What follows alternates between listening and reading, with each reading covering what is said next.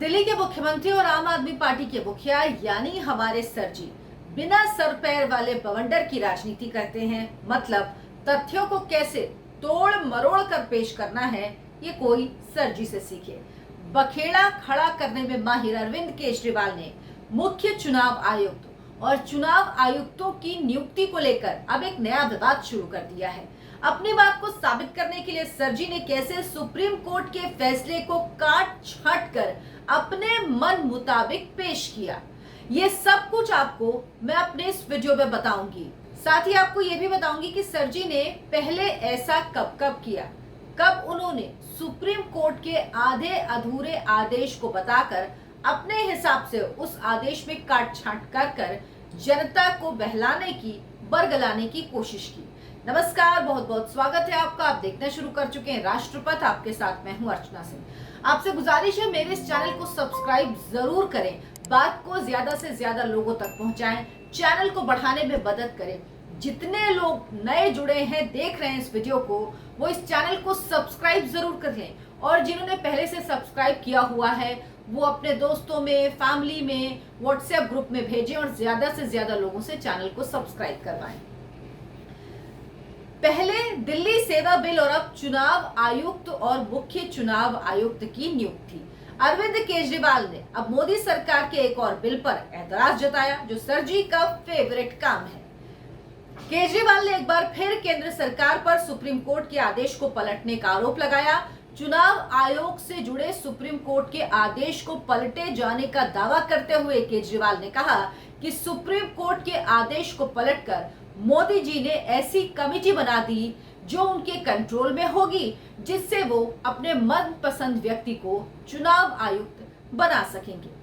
केजरीवाल ने ट्वीट किया, मैंने पहले ही कहा था, प्रधानमंत्री जी देश के सुप्रीम कोर्ट को नहीं मानते। उनका संदेश साफ है, जो सुप्रीम कोर्ट का आदेश उन्हें पसंद नहीं आएगा वो संसद में कानून लाकर उसे पलट देंगे। यदि पीएम खुलेआम सुप्रीम कोर्ट को नहीं मानते तो ये बेहद खतरनाक स्थिति है। जबकि ये पूरी बात जो सर जी ने कही ये सरासर झूठ है, बेबुनियाद आरोप है। सच्चाई ये है कि सुप्रीम कोर्ट के फैसले के मुताबिक ही केंद्र सरकार ने ये कमेटी बनाई है। आपको मुख्य चुनाव आयुक्त और चुनाव आयुक्तों की नियुक्ति पर सुप्रीम कोर्ट का वो फैसला एक बार फिर सुनना चाहिए। दरअसल मुख्य चुनाव आयुक्त और चुनाव आयुक्तों की नियुक्ति पर सुप्रीम कोर्ट की 5 सदस्यीय बेंच ने आदेश दिया था कि प्रधानमंत्री, लोकसभा में नेता प्रतिपक्ष और देश के प्रधान न्यायाधीश यानी चीफ जस्टिस ऑफ इंडिया का पैनल मुख्य चुनाव आयुक्त और चुनाव आयुक्तों के नाम की सिफारिश राष्ट्रपति को करेगा।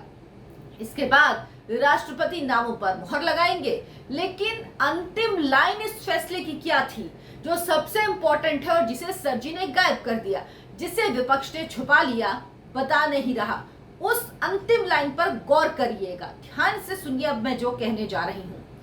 कोर्ट ने यह भी कहा कि जब तक संसद चुनाव आयुक्तों और मुख्य चुनाव आयुक्त की नियुक्ति को लेकर कोई कानून नहीं बना लेती, तब तक ये प्रक्रिया लागू रहेगी।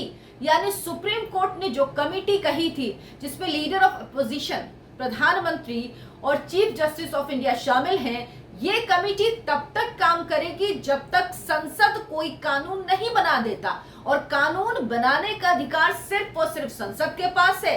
सुप्रीम कोर्ट ने क्लैरिटी दी थी, इसके बाद मोदी सरकार कानून लेकर आ गई। यानी ये व्यवस्था साफ थी, सुप्रीम कोर्ट के आदेश थे कि तब तक है जब तक सरकार इस पर कोई कानून नहीं बनाती।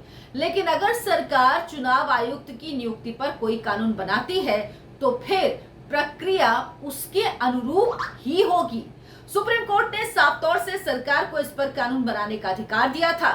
लेकिन अब केजरीवाल सुप्रीम कोर्ट के आधे फैसले को सुनाकर मीडिया और जनता को गुमराह कर रहे हैं। अब ये जानना भी जरूरी है कि पहले मुख्य चुनाव आयुक्त और चुनाव आयुक्तों की नियुक्ति की क्या व्यवस्था थी। तो ये जान लीजिए, पिछले 75 सालों से सिर्फ केंद्र सरकार यानी कह लीजिए प्रधानमंत्री ही मुख्य चुनाव आयुक्त और चुनाव आयुक्तों की नियुक्ति करते थे। यानी पिछले 75 साल से यही प्रक्रिया चली आ रही थी। लेकिन इस पर ना किसी को ऐतराज था, ना कभी निष्पक्षता पर कोई सवाल उठे।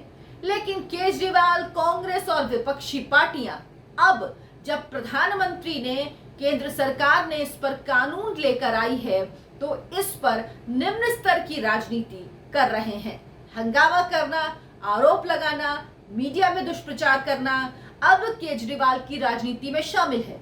बल्कि यूं कहें कि समय समय पर केजरीवाल ऐसा करके मुद्दों से ध्यान भटकाते रहते हैं और अपने घोटालों और कारगुजारियों को छिपाने के लिए ये सब कुछ वो करते हैं, और ये अब दिल्ली की जनता भी समझ चुकी है। वैसे ऐसा पहली बार तो है नहीं जब केजरीवाल ने ऐसे ही बेबुनियाद केंद्र सरकार पर सुप्रीम कोर्ट का फैसला पलटने का आरोप लगाया हो। मैंने आपको पहले ही बताया है कि दिल्ली सेवा बिल का शुरू से ही विरोध कर रहे केजरीवाल और उनका कुनबा एक सुर में यही कहते आए हैं कि संसद में दिल्ली सेवा बिल लाकर केंद्र सरकार ने सुप्रीम कोर्ट का फैसला बदल दिया।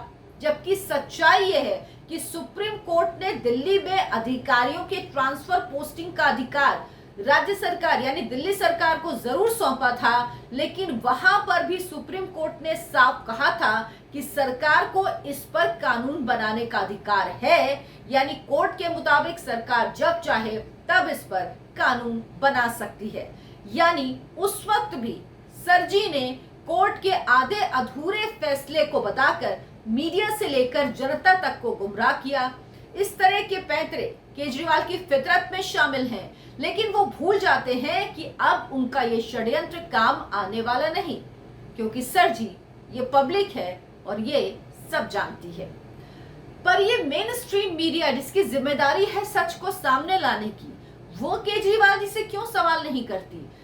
ये क्यों नहीं पूछा कि सर जी आप आधी अधूरी बात कह रहे हैं? पूरा फैसला तो ये है, जैसे मैंने आपको बताया कि सुप्रीम कोर्ट ने कहा था कि ये कमेटी तब तक रहेगी जब तक सरकार इस पर कोई कानून नहीं बना देती। लेकिन ये सवाल मेन स्ट्रीम मीडिया ने केजरीवाल से नहीं पूछा। अब या तो मीडिया को जानकारी नहीं या पूछने में डर लगता है, क्योंकि सरजी बड़े बड़े विज्ञापन जो देते हैं इन्हें। कांग्रेस पार्टी और विपक्षी पार्टियां भी सरजी के इस बेसुरे सुर में सुर मिला रही हैं, लेकिन कांग्रेस तो केंद्र में सबसे ज्यादा समय तक रही है, तो उसे बताना चाहिए कि जब इंदिरा गांधी से लेकर मनमोहन सिंह तक मुख्य चुनाव आयुक्त और चुनाव आयुक्तों की नियुक्ति कर सकते थे, तो मोदी क्यों नहीं? दरअसल परेशानी इस बात की बिल्कुल नहीं है कि नियुक्ति पीएम क्यों करें, बल्कि परेशानी सिर्फ और सिर्फ ये कि नरेंद्र मोदी क्यों करे। सारी दिक्कत, सारी परेशानी सिर्फ और सिर्फ एक व्यक्ति से है, वो है नरेंद्र मोदी। लेकिन अब इसे विपक्ष की बदकिस्मती कह लीजिए या देश की जनता की खुशकिस्मती कि देश के प्रधानमंत्री तो नरेंद्र मोदी ही हैं, इसीलिए वो ही चुनेंगे। लेकिन अब कमेटी बनाई गई है जिसमें एक नॉमिनेटेड व्यक्ति होगा, प्रधानमंत्री होंगे और लीडर ऑफ ऑपोजिशन होंगे जो मुख्य चुनाव आयुक्त और चुनाव आयुक्तों की नियुक्ति करेंगे। मेरे इस वीडियो को लाइक करें, शेयर करें और चैनल को सब्सक्राइब जरूर कर लें। नमस्कार।